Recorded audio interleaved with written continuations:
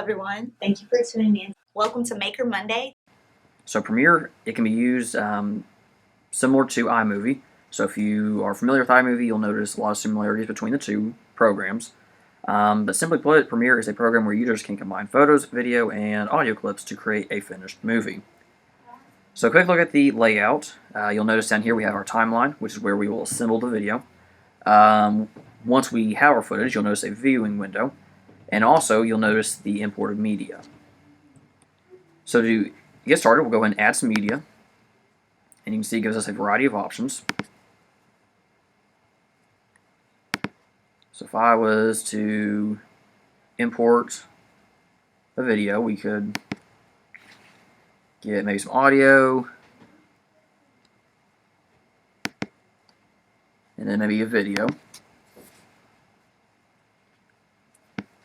You can see that imported up in here. So to create the timeline, you would simply just drag whatever footage you want into the timeline.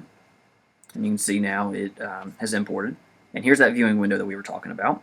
And basically just be a matter of assembling that media that you have imported into the timeline and drag it where you want it, just back to back.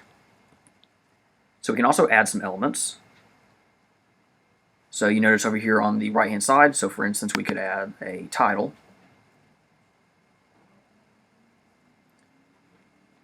So for instance we could just drag something like this in here. Then we would have the ability to change the text, just like so. We could also edit the media, so if we have the media selected, there are some tools over here. So for instance, if we wanted to change the color, we would have some color options, and as you can notice there are quite a few other options. Once you're ready to save, you just do a file and save as, and this would save the project. However, if you are ready to export and create the final copy, you just go to export and share, and then you could export it.